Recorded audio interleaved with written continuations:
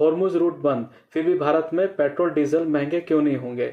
नमस्कार दोस्तों, middle east में बढ़ते तनाव और ईरान द्वारा स्ट्रेट ऑफ हॉर्मुज को ब्लॉक करने की खबरों के बाद भारत में पेट्रोल डीजल की कीमतों को लेकर लोगों में चिंता बढ़ गई थी। लेकिन अब सरकार की तरफ से बड़ी खबर आई है कि पेट्रोल और डीजल के दाम नहीं बढ़ेंगे। तो आखिर ऐसा कैसे संभव है, जबकि इंटरनेशनल मार्केट में कच्चे तेल की कीमतें 27% तक बढ़ चुकी हैं। आज इस वीडियो में हम आपको पूरी जानकारी आसान भाषा में समझाएंगे। सेगमेंट 1, हॉर्मुज रूट इतना महत्वपूर्ण क्यों है। सबसे पहले समझते हैं कि स्ट्रेट ऑफ हॉर्मुज इतना महत्वपूर्ण क्यों है। यह दुनिया का सबसे महत्वपूर्ण तेल मार्ग माना जाता है। दुनिया की लगभग 20% तेल सप्लाई इसी रास्ते से गुजरती है। भारत की बात करें तो भारत अपनी ज़रूरत का लगभग 50% कच्चा तेल और 54% LNG गैस इसी रास्ते से मंगवाता है। ऐसे में जब ईरान ने इस रूट को ब्लॉक कर दिया है तो पूरी दुनिया के साथ साथ भारत में भी तेल की सप्लाई को लेकर चिंता बढ़ गई है। सेगमेंट 2, भारत सरकार की नई रणनीति। लेकिन इस संकट के बीच भारत सरकार ने तुरंत नई रणनीति अपनाई। सरकार ने फैसला किया कि अब हॉर्मुज रूट पर निर्भरता कम की जाएगी।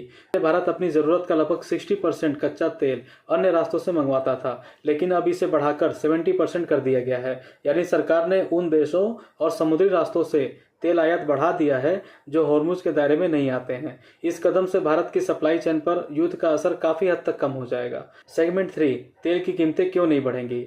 भारत के पास अभी भी कच्चे तेल का पर्याप्त भंडार मौजूद है। यही वजह है कि सरकार ने साफ शब्दों में कह दिया है कि देश में पेट्रोल और डीजल के दाम नहीं बढ़ेंगे। हालांकि पिछले 8 दिनों में इंटरनेशनल मार्केट में कच्चे तेल की कीमत लगभग 27% तक बढ़ चुकी है। लेकिन भारत ने पहले से ही अलग अलग देशों से तेल आयात करने की रणनीति बना रखी है।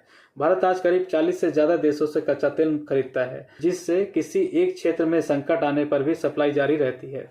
सेगमेंट 4, ईरान का बड़ा बयान। इसी बीच ईरान की तरफ से भी एक महत्वपूर्ण संकेत आया है। ईरान ने भरोसा दिया है कि हॉर्मुज रूट पर जहाजों की आवाजाही जल्दी शुरू हो सकती है।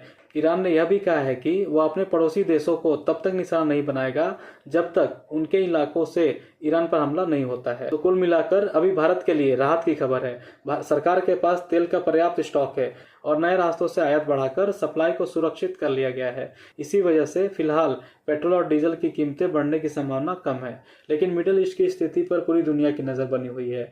अगर आपको यह जानकारी उपयोगी लगी हो तो वीडियो को लाइक करें, चैनल को सब्सक्राइब करें और कमेंट में बताएं कि क्या आपको लगता है कि पेट्रोल की कीमतें आगे बढ़ सकती हैं। धन्यवाद।